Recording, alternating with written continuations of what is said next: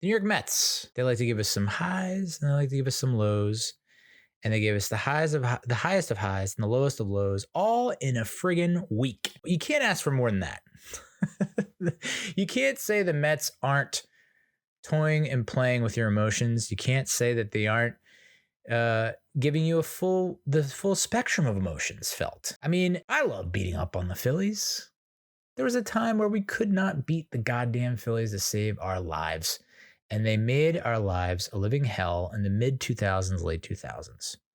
I'd like to say that without the Philadelphia Phillies in existence, maybe we go in the playoffs, maybe we get to a World Series, maybe we get a goddamn ring. But no, it's because of the Phillies, and I guess you could say the Brewers, and even the Marlins. The 2007, 2008 Mets will forever go down and hit. Okay, we're not going down that path. Let's get out of there. Get out of there, dude. What are you doing in there? Get out of there. Get out of the tool shed of darkness. We are having some pretty good success against Philadelphia. Last year, I think we were 16-4 or something like that. This year, we're off to another great start. And doesn't matter. I don't know. The Giants can't beat the Eagles. My Eagles friend holds that over me no matter how many fucking Super Bowls we win. It feels good to beat the Phillies, but when you see them going to the World Series, you're kind of like, can we just maybe switch spots? A little body swap? Little Freaky Friday. Game 1, May 30th. I was recording while that was going on. Kodai Senga got the victory, got the win. 7 innings pitched, 0 earned, 1 hit, no walks. That's the big stat. Goose egg in the walk division. 9 Ks, 84 game score. Francisco Lindor gave us a home run, and Eduardo Escobar knocked in Starling Marte. And with that, we went to 0. Kodai Senga now has the most strikeouts through a Mets pitcher's first 10 career games. Third most, my apologies. First, the good doctor, Dr. K. Dwight Gooden with 80. Nolan Ryan, the Ryan Express, was 74. Senga at 70, tied with the Two-Face. The Dark Knight, Matt Harvey. So this is kind of where we're at. Kodai Senga, that stat line, and this week in Kodai Senga, if you will, is just a microcosm of what the Mets have experienced in all of 2023. We see the potential, right? We flash it. Hey, look over here. Ooh, ooh. We flash the potential, but then we can't. But then it's like that Paul Abdul song with the friggin' fox or the wolf. 2 steps forward, 1 step back. So we're not even taking 2 steps. We're taking 1 step forward, 1 step back, and we're right where we started.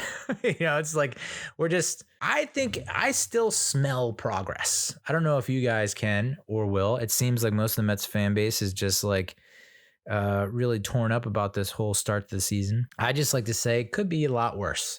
You look at our stats and our rankings, and we'll get into it later on in the episode, but you would think that we were like 19-31 or something like that.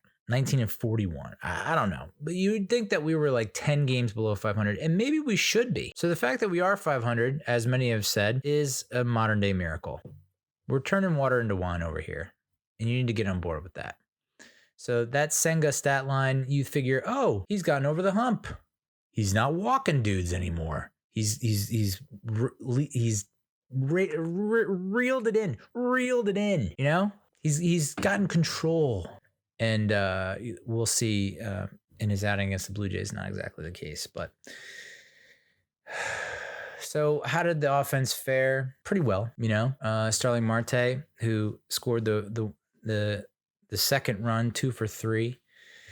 Lindor, obviously, with the home run. Nimmo left 3 on base.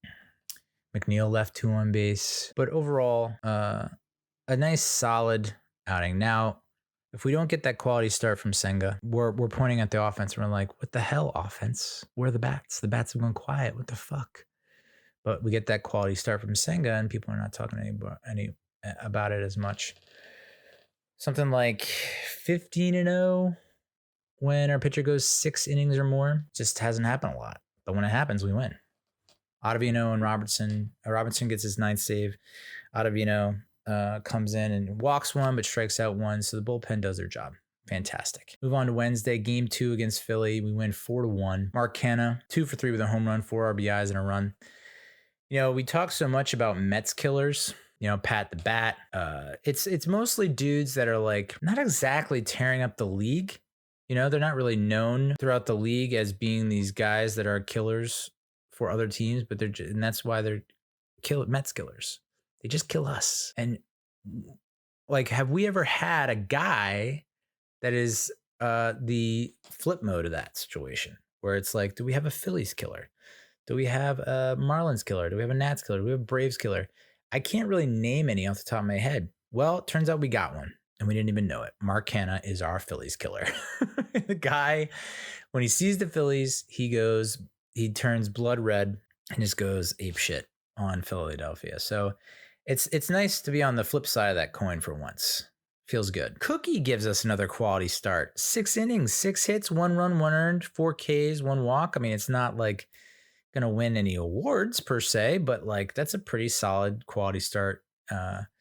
Brooks Raley gives us an inning and a third. He does give it 2 hits, but he strikes out 3. Ottavino with a back-to-back appearance, 2/3 of an inning with a K, and then Robertson gets his 10th save of the season with 2 Ks. Did give up a hit. I think it was a little wild at first, but then settled down and secured the dub. We go into game 3.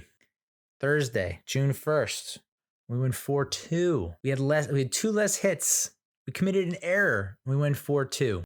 Got off to a bit of a rocky start. It doesn't looking too hot. It was a day game. I completely forgot to tune in to the day game because it's like, I'm in work mode, dude. And when I get in work mode, I'm laser focused. And then before you know it, it's like, and the Mets win 4-2. And you're like, shit. I just completely missed that. Pete Alonso 0 for 3, 3 left on base, 2 strikeouts, not his best effort. Vogie, DH, also 2 left on base. Jeff McNeil 1 for 4 with an RBI. But the big story again, Mark Hanna 1 for 2, 2 ribbies, a run scored, and a walk. Our Phillies killer comes through for us again. But more importantly, Max Scherzer advances to 5-2 in the year. 7 innings pitched, 5 hits, 2 runs, 1 earned, 9 Ks, 1 walk. Vintage, as they say. Max Scherzer, Taijuan Walker, not more importantly, but it's a nice little bonus to the win. Ty Walker gets the loss. We've gone against a lot of former Mets pitchers this year, and it hasn't really gone in our favor a lot of the time. So it's nice to beat a former Mets pitcher. Then Drew Smith getting his 2nd save. Pitched a 1/3 of an inning to notch his 2nd save. Brooks Raley, 2/3 of an inning, 1 hit, 2 Ks. Jeff Brigham, an inning of scoreless ball with a strikeout. So we'll focus on Max Scherzer here. May 3rd, his ERA goes up to almost over 5.5. He gave up 6 earned runs to the Tigers in 3 1/3. And there was some grumblings and mumblings and bumblings about how like he's got this injury and he's working through it. And it's similar to the injury he had in 2019 with the Nationals, and it lingered and bothered him all season. And I'm thinking to myself, this guy's cooked, right? And then in the 4 starts since then, a 1.08 ERA, 3-0 record. We're 4-0 in the games he starts, a 0.80 whip, 28 strikeouts, which is 10.1 over 9 rate. And then his ERA has dropped to 3.21. So would love to have that be the case every time he goes and takes the bump.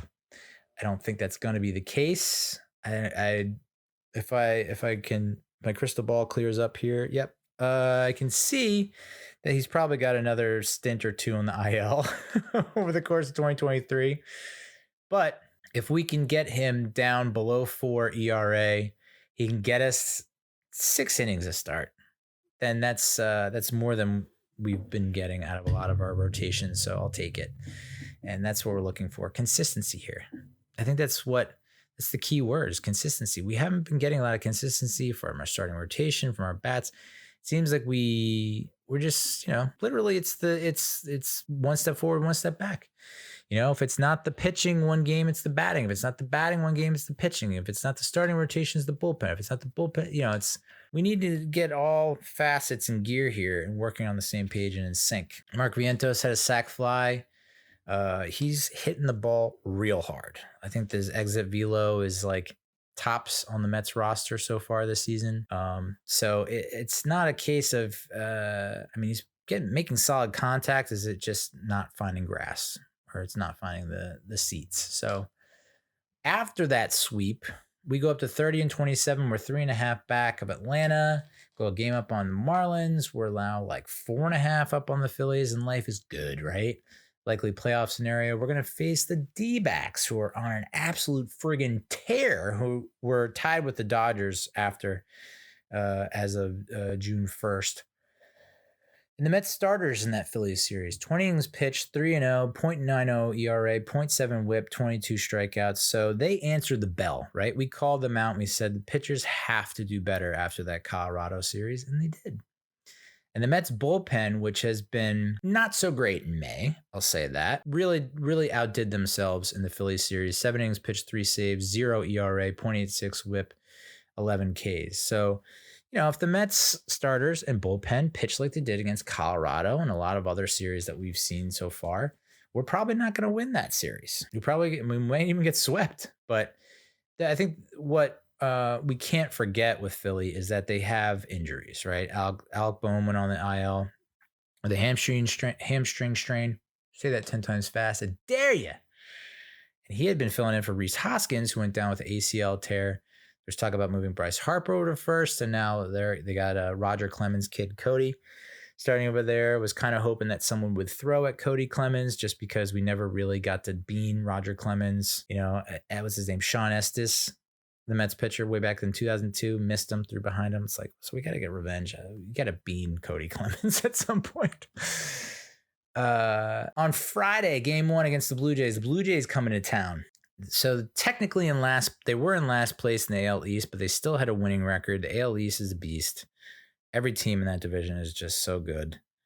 And so I think people see last place and they think, oh, the Blue Jays must be trash. They're so horrible. They'd be either in second or first place in like a couple of divisions, just not the AL East. And, when we did our preview and we looked at the rankings, the Blue Jays had, it's like they have some star power on offense. Vladdy, Guerrero, Matt Chapman, Whit Merrifield. They have a lot of good position players, and their pitching's not too shabby. So we go out game 1 Friday night.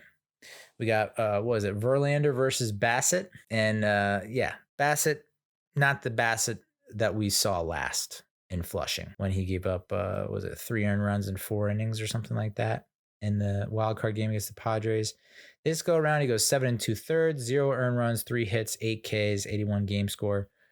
Verlander drops to 2-3 on the year. He does give us 6 innings, 5 hits, 1 run, 1 earned, 8 Ks, 3 walks. I think in a lot of games that's a win, but like we said, it's like the bats have kind of gone cold since they've come down from the mountains of Denver. So, in this game, Nimmo strikes out twice, leaves 2 on base. Lindor strikes out twice, leaves 2 on base.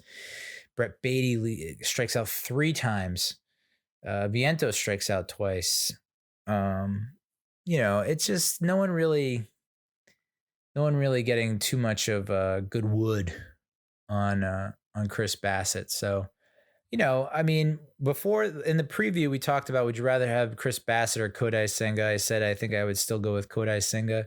Turns out now I've learned that Bassett was actually pretty good for the clubhouse and a pretty good clubhouse glue guy. Didn't really know that. So, with Kodai Senga, I don't know that he's going to be like a glue guy in the clubhouse. I don't think there are a lot of great stories about Kodai. And that's simply, I think it's more of a language barrier thing at this point. But, you can't pay everyone. And if he didn't have that last 2 or 3 outings that he did in 2022, it would have been interesting. It would have been like, why wouldn't we pay this guy? If he comes out and wins that wild card game, if he comes out, even if he had the wild card game he did, and his last 2 starts weren't so poor, even then maybe you think about signing him again. I don't know. So it's a loss. I just don't think it's not this devastating blow. I mean, I think it's right now, it's the feeling is a little bit heightened because of where we are right now in the season. 60 games in, we're still 500.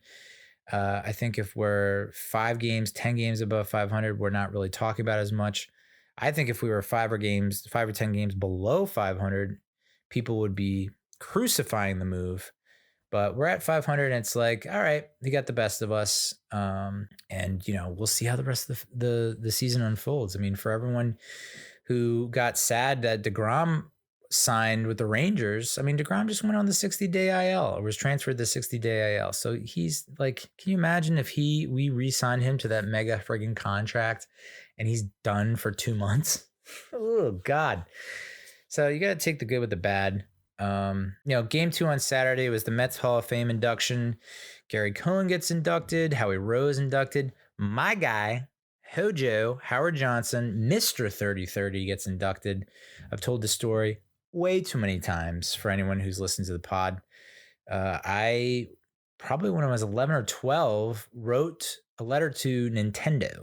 And I was like, you need to make Howard Johnson's 3030 Club video game.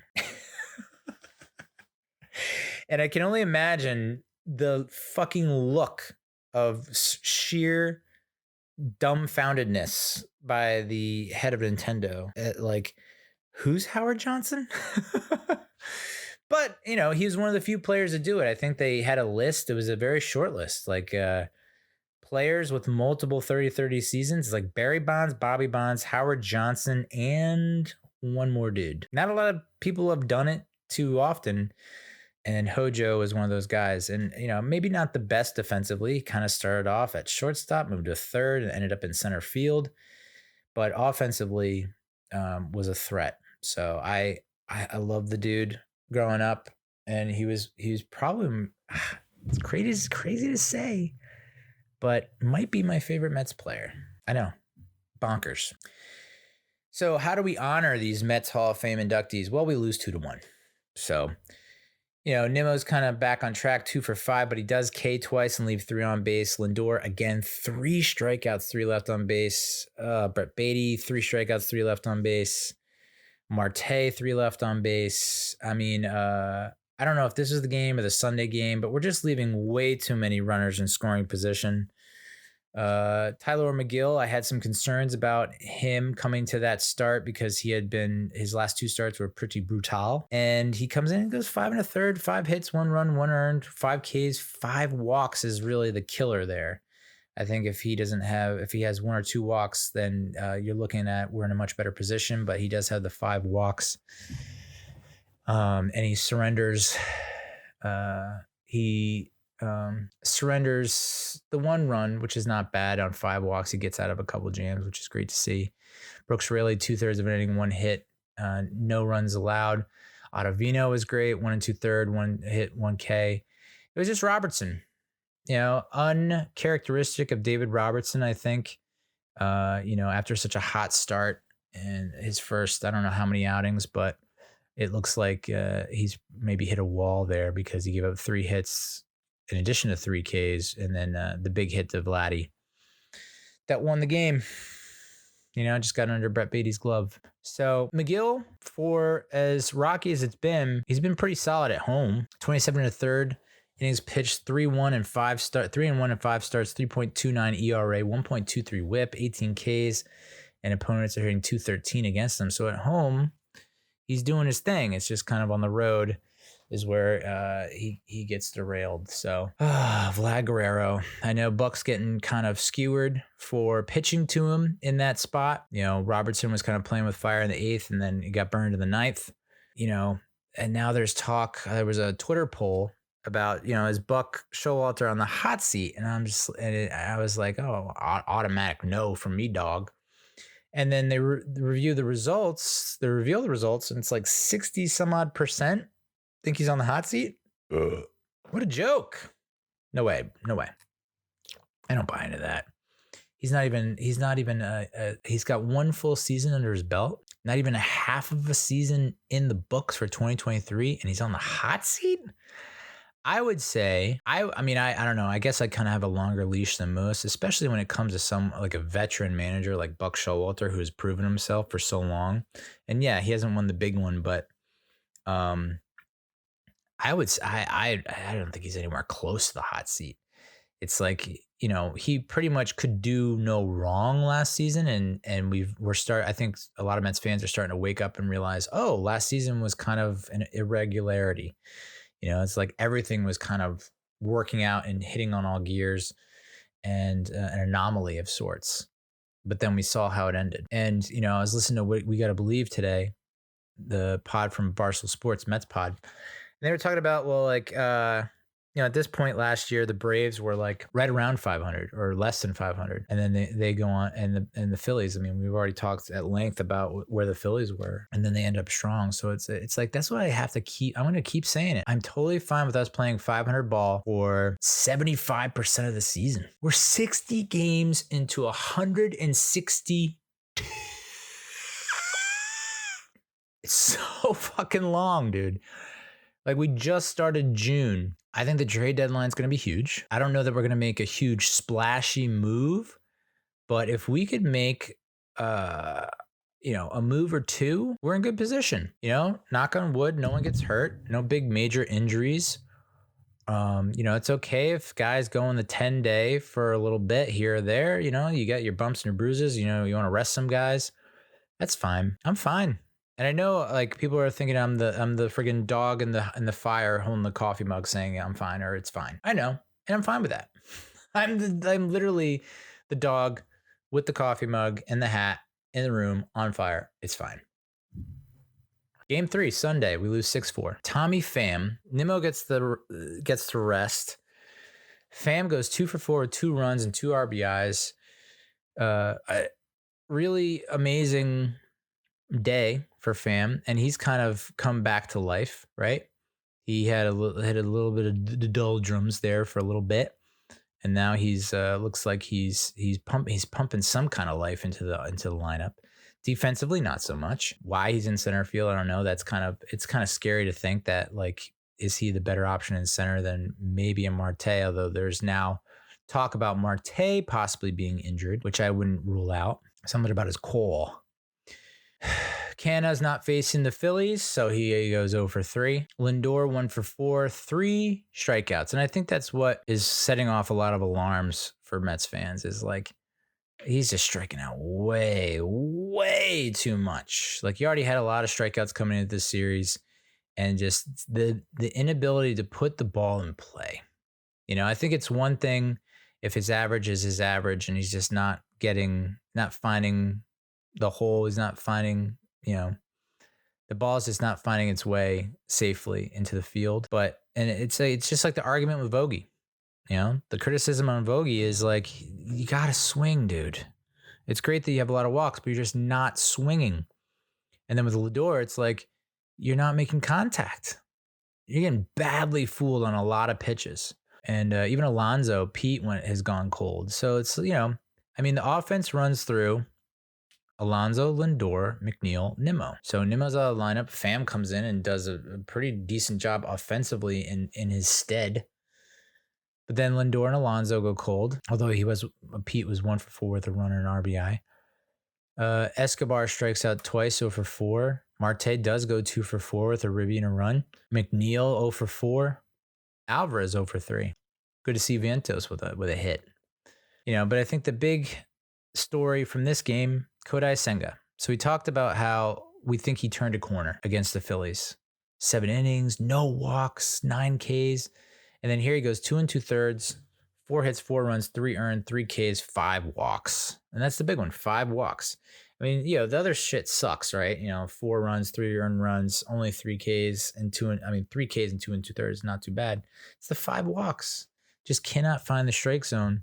And I mean, everyone had beef with that umpire. I mean, the Toronto manager got tossed because, this umpire is calling clock violations left and right. So it sucks, and it's going to happen in a big, big game. It's happening now. It's kind of, people are taking notice.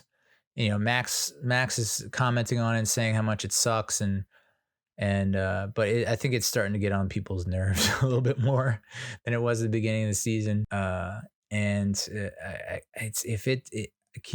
just cannot imagine it being the deciding factor in like a World Series Game 7. Like, can you imagine a walk-off in Game 7 of the World Series because of a clock violation. And I tell you, the one clock violation that I saw against Bo Bichette, it's like, how set do you have to be? It's like he was getting set as 8 turns to 7. And it's like he wasn't going to, it's not like he was going to fuck around in the box for another 3-4 seconds or another 8 seconds. You can see he's starting the motion to get his bat up and look at the pitcher. I don't know, dude. I'm not against the pitch clock, but it just seems like we're getting super ticky-tack with it. I was like, it's just like in the NFL. A new rule happens, and in the preseason, they're going to enforce the fuck out of it because they want to make sure the players and the coaches take it seriously. And in spring training, I thought that, the pitch clock, they were super strict on the pitch clock because they want pitchers and coaches, managers to know, hey, we're taking this shit seriously and you should too. But then you get in the regular season and you start to see them normally you would start to see them loosen up a little bit and be like, and give them a little bit like a half a second to a second leeway. And some umpires are just not playing it loosey goosey. So, Senga with the rough start. Nogosek comes in though, gives us 3 nice innings, quality innings, only a hit, 4 strikeouts, 1 walk, and then Dominic Leone gets the loss. Inning and a third, 2 hits, 2 runs, 2 earned. Drew Smith and Jeff Brigham finish it out pretty strong, but yeah, it sucks. I mean, honestly, you don't want to get swept, duh. But like, if you're going to get swept, this is not too bad. And I know that it sounds delusional. And like, how can you put a spin zone on this sweep? It was pretty ugly. It's like, it could have been a lot uglier, I think, with the way that we pitched and the way that we played. But I still think the best is yet to come, man. The best is yet to come. I really do. I only think, if they can continue to play 500 ball, I'm telling you, continue to just play 500 ball and let them, guys are going to figure it out. I really do think so. I just can't see this a situation where we end up worse than where we were in 2021.